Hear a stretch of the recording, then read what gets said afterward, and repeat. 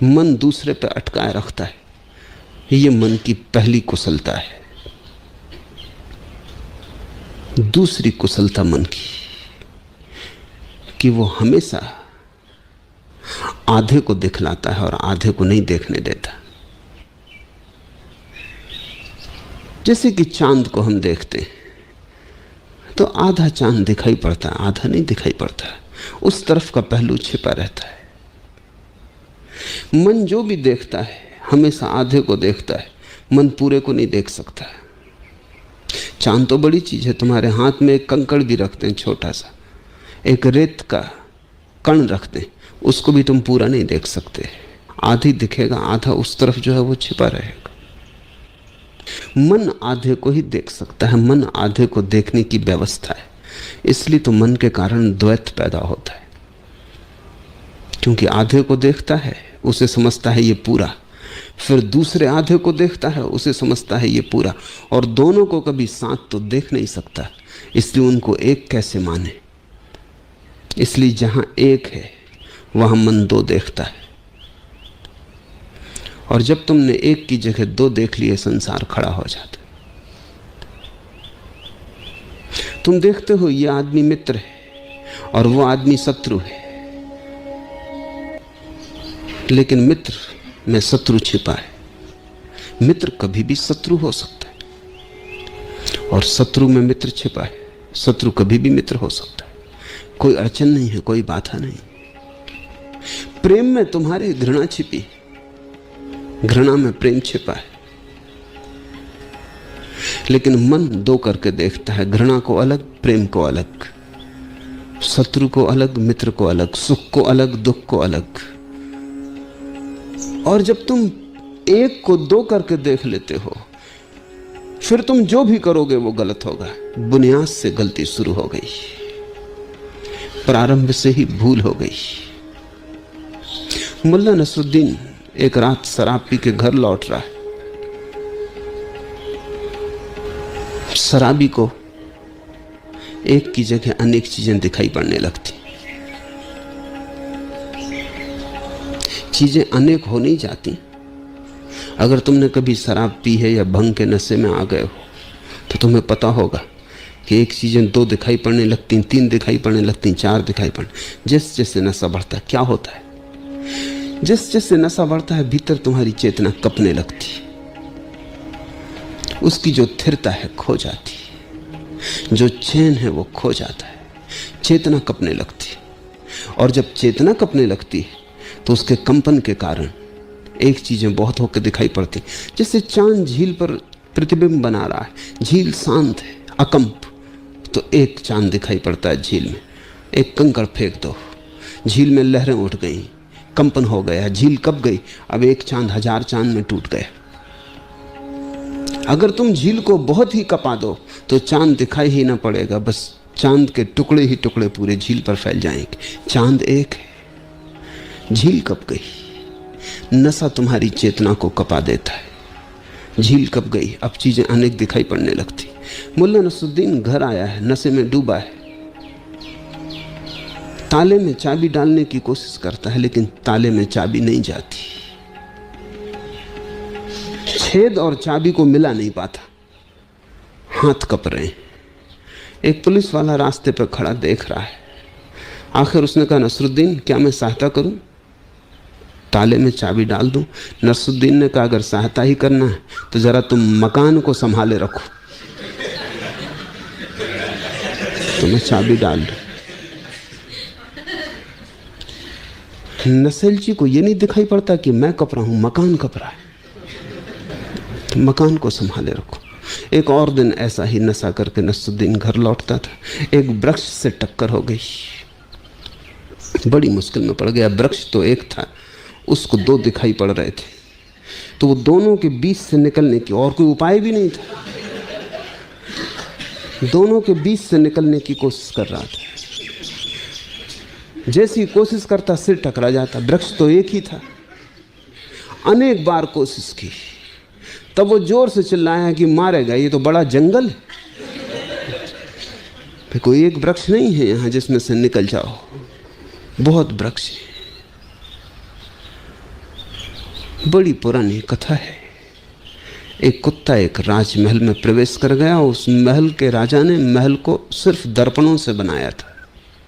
दीवार पर दर्पण ही दर्पण थे, पूरा कांच का ही बना था। कुत्ता मुसीबत में पड़ गया। जहां देखा अनेक कुत्ते दिखाई पड़े, घबरा गया। ये तो कोई एक आध कुत्ता नहीं है, पूरे कुत्तों की सेना मालूम पड़ती, और भागने का उपाय नहीं दिखता, चारों तरफ घेरे खड़े। और जैसा कुत्तों की आदत होती कि पहले उसने डरवाने की कोशिश की कि डर जाएं ये लोग, लेकिन जितना उसने कुत्तों को डरवाया उतना ही कुत्तों ने उसे डरवाया, क्योंकि वे उसी के प्रतिबिंब थे।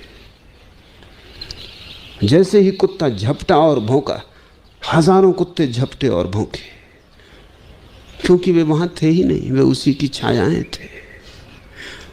कुत्ता दर्पणों से टकराया, झपट्टा मारा, उसके प्रतिबिंब कुत्ते से टकराए, सिर लहूलुहान हो गया। सुबह कुत्ता मरा हुआ पाया गया। वहां कोई भी न था। जहां कुछ भी नहीं, वहां भी तुम्हारे भीतर के कंपन झूठे अस्तित्व को निर्मित कर लेते। उस झूठे अस्तित्व को ही हमने माया कहा है। माया बाहर नहीं, तुम्हारे कपते हुए चित्त के कारण जो है वो तो एक है, लेकिन वो अनेक होकर दिखाई पड़ रहा है।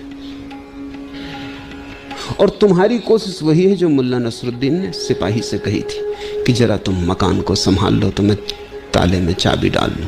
तुम्हारी भी कोशिश यह है कि मकान को कैसे थिर कर लिया जाए। कोई कभी नहीं कर पाया।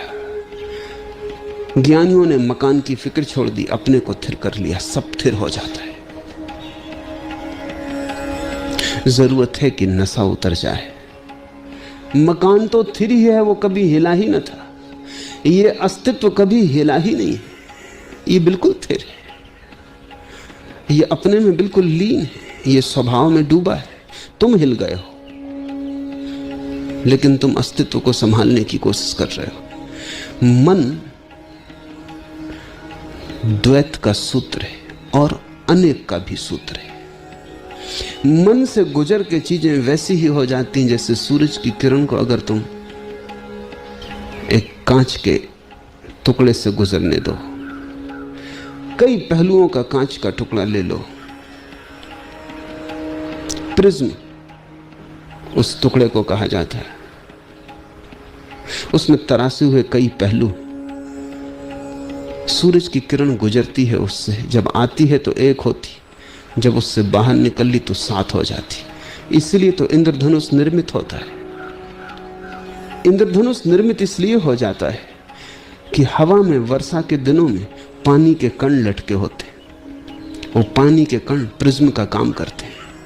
उन पानी के कणों में से सूरज की किरण गुजरती है, टूट के सात हो जाती है, सात रंग दिखाई पड़ने लगते हैं। जगत तुम्हारे मन से गुजरा हुआ इंद्रधनुष। किरण तो परमात्मा की एक है, उसकी रोशनी एक है, अस्तित्व का स्वभाव एक है, अस्तित्व एक है, लेकिन तुम्हारे मन की लटकी हुई बूंद से एक गुजर के साथ में टूट जाता है। सब चीजें खंड खंड हो जाती, और मन कहता है यही सत्य है। और मन तुम्हें कभी लौट के नहीं देखना देता जहां से सात पैदा हुए, जहां एक से सात का जन्म हुआ। सारे ध्यान के प्रयोग मन से पीछे लौटने के प्रयोग हैं। मन की तीसरी टेढ़ी चाल है कि मन बड़ा तर्कनिष्ठ है। वो हर चीज के लिए तर्क देता है, और तर्क ऐसी सुगमता से देता है कि तुम्हें भी लगने लगता है कि ठीक ही तो बात है। अस्तित्व तर्क से बहुत बड़ा है, और मन छोटे छोटे तर्क के आंगन बना लेता है, साफ सुथरे, सब ठीक ठीक मालूम पड़ता है।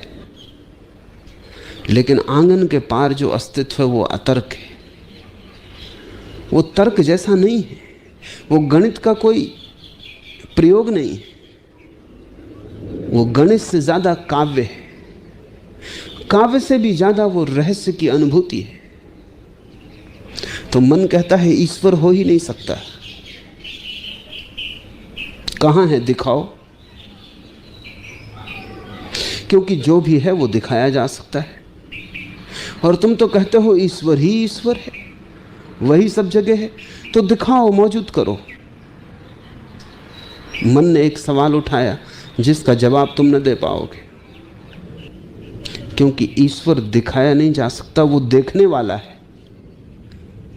वो बाहर दृश्य की तरह नहीं है, तुम्हारे भीतर दृष्टा की तरह। और मन ने एक सवाल उठाया जो कि बड़ी अड़चन का है, वो कहता दिखा दो।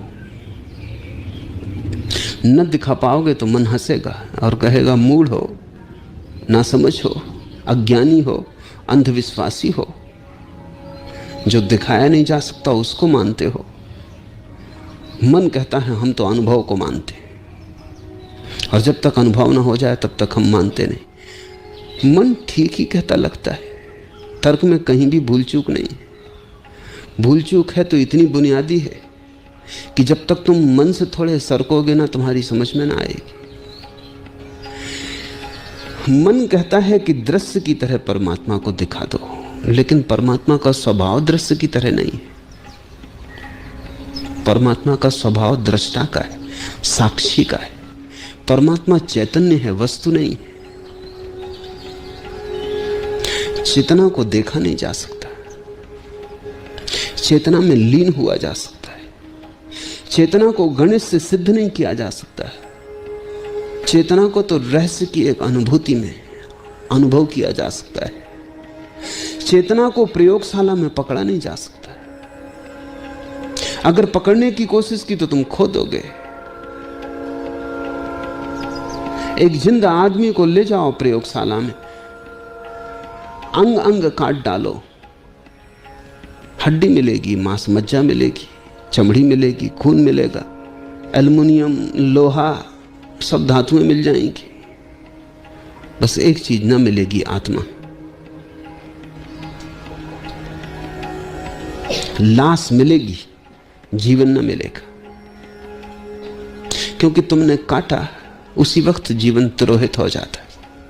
ऐसे ही जैसे एक फूल को कोई विश्लेषण करे, तुम्हें मैं एक फूल दिखाऊं, कहूं कि देखो ये गुलाब का फूल कितना सुंदर है, और तुम कहो कहां है सौंदर्य, गुलाबी रंग दिखाई पड़ता है, मान लेते। पखरियां हैं, कोमल है, मान लेते। गंध है, मान लेते, लेकिन सौंदर्य कहां? सौंदर्य दिखाओ, प्रयोगशाला में सिद्ध करो, तो फूल को तुम तोड़ डालो, जीवित पखरियां मुरझा जाएंगी, मृत हो जाएंगी। जहां रस की धार बहती थी वहां रस की धार सूख जाएगी। जहां से सुगंध उठती थी जल्दी ही सुगंध तिरोहित हो जाएगी।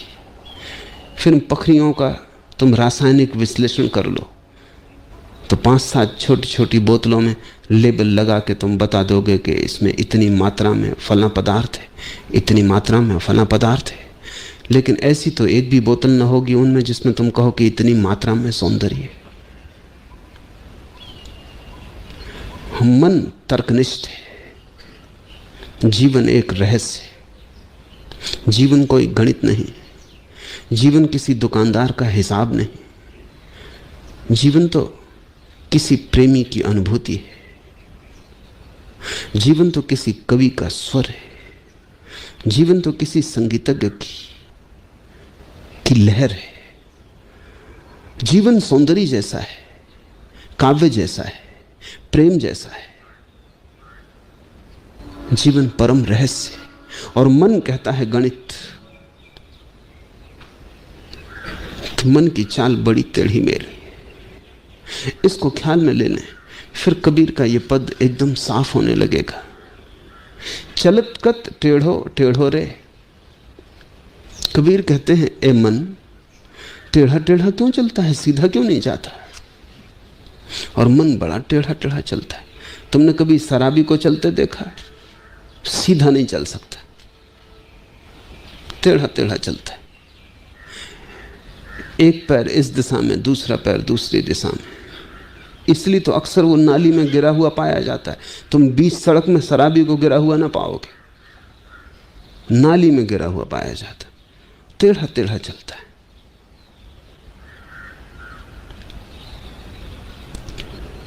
टेढ़ेपन ये है कि जहां रहस्य है वहां तर्क उठाता है।